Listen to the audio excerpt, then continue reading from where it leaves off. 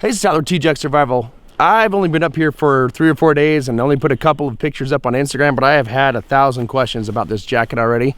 So I'm here with John MacArthur. We're going to tell you about it, so stay tuned.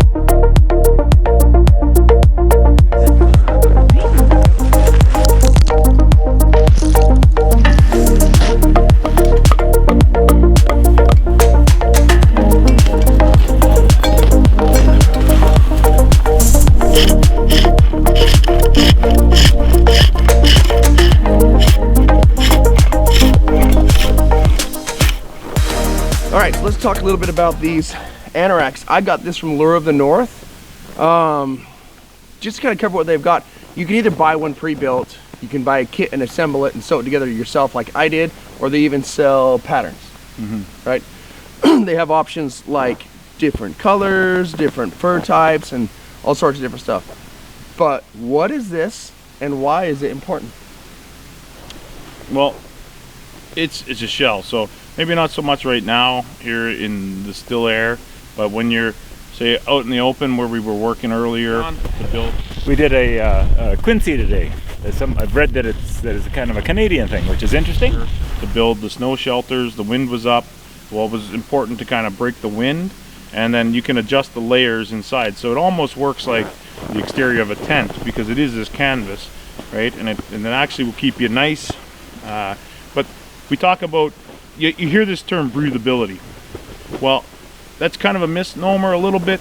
It's not so much breathable, it doesn't have lungs. However, the vapor permeability of this material, of the canvas, allows for a lot of the perspiration and vapor to come off your body and work its way through. So, and that's really good. So when you're out and you got the wind blowing on you, you can kind of change your little micro environment, right? You can close this up. And then in here, it's a lot warmer on the face, especially with these natural furs. I'm a big proponent of sustainable fur trade in Canada and harvesting. And this is Lure of the North. They get their materials, from the trapping industry in Ontario and different places, and they source it. So really good gear. So one thing that I've found that's a little bit different, like when I'm down, let's say in a Utah winter, if I'm at a, 4,000-ish foot elevation, a lot of the snow is going to be powdery but wet. Now if I go up to 9,000, 10,000 foot elevation, then I'll get that windy, crunchy, dry snow. And as I drove up to Canada the last few days, I've gone through almost like 4 different snow zones, if you will. And here, I think the best way to explain the feeling is like I'm walking around inside of a freezer. So that I think is, and it sounds a little crazy, but I think that's super valuable. And here's the reason why. When it's that dry and you do have a little bit of perspiration that comes out, you can brush it off and it will freeze and then it will dry. And when I've got a frozen layer of wetness on this, I can take it off, shake it out, crunch it away, and then dry it in front of a stove, and that heat is going to cause the steam to come off, where I could not do something like that with Gore-Tex or with Polar Fleece. Like I've got a polyester Polar Fleece type of Swazi base layer. Wool is a good base layer as well, but as it works its way out on me, the next layer is a wool shirt, a wool sweater, a wool vest, Filson wool bibs, my mudlucks, and then this outer layer. And this is huge. These things are huge. Like I could kneel down inside of it like a tent, throw this up, and huddle with the wind on my back and be just fine because it's like a baby tent. But your shelter systems, when you're doing survival related activities, start with your clothes. And that's what Moore's always said, was when you're going out, the first thing on the list of his dirty dozen was that clothing. So what is that clothing going to do for you, right? Is it going to allow you to thermoregulate Yes, definitely. This will allow you to thermoregulate. It will allow you to take keep this your layer warmth. off when you're sweating. Move down to the lower layer So, as you need.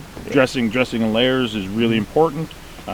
One of the things that I really like about this is it's a very generous garment. You can make them to what you need them to be. Yeah. I've been out on snowmobiles with, like, you know, different types of stuff. So I've had my full military kit underneath this. I've been able to stay really warm. That's been really good. We got the pups coming here. Say hi. Blazer. Come here. So always something happening here at Karamat Wilderness Ways. We got Lori coming down with the water jug, so we're going to get out of the way for a minute. We'll pause for a sec. Okay, we're back. So why you want something like this is its breathability, its ability to stop wind, its ability to be lived in. One thing that people don't think about when they go out for a weekend or even the day of skiing is what you're going to smell like on day number 2 or day number 3. I probably haven't showered in 4 or 5 days. You haven't? I have not. I didn't have a nice shelter with this. Not so bad. You kind of smell like wood smoke. So, well, and that's the point too. You can use wood smoke to bathe, and you can wear clothes like this. Now, if you have polypropylene base that will foster the growth of fungus, you're gonna stink. And you're gonna stink after your first sweat, and it's not gonna go away. And that can create yeast and bacterial growth problems, which can create rashes and stuff in your groin, your armpit, your neck, your back, and that's a major problem.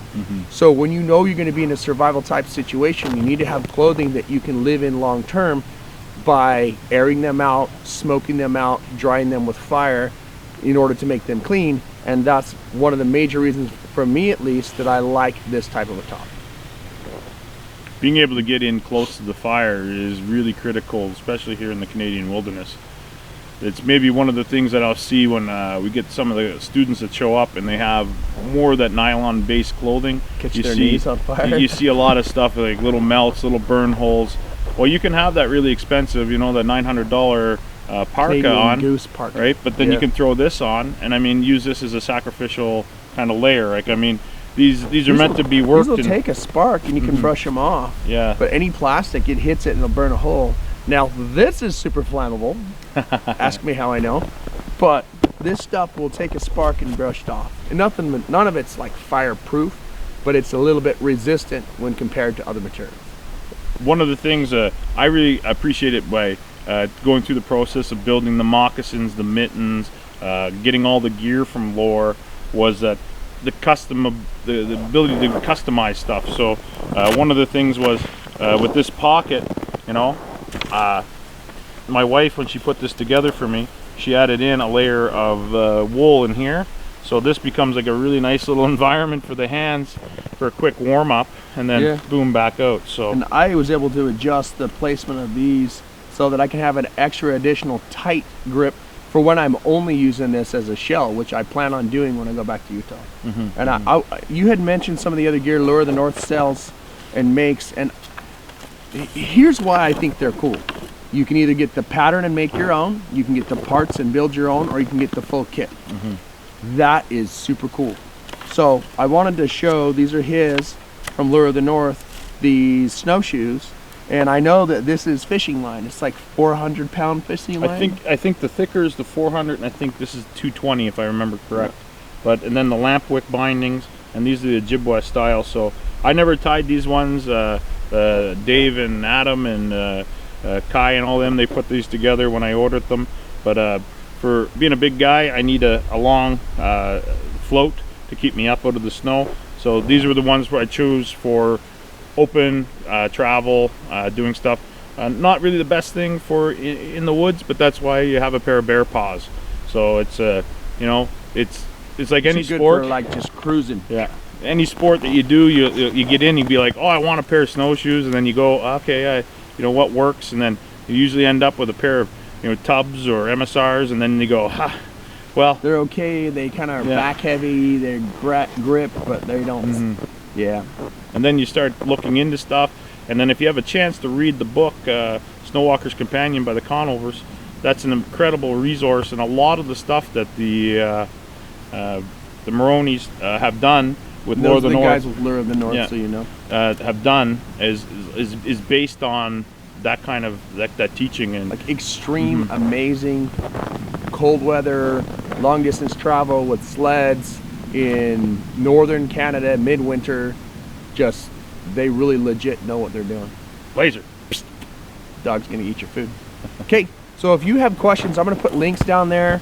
Go check out their YouTube channel. That's how I figured out about them, and their Instagram as well. They've got a lot of tutorials, how-tos. They've got a great muckluck. She has a great muckluck build. He has a great snowshoe build. If you want to do this on your own, they're pretty free with their knowledge, which is really nice. But if you're interested in one of these jackets, and this is to all of you guys that have blown me up on Instagram this week, just go to lureofthenorth.com, and I'll put that below. Go grab a pattern, grab a pre-cut kit, or just go buy one outright. It's up to you. You're not going to be disappointed, that's for sure. Thank you for watching T-Jack Survival. Leave your comments and questions down below.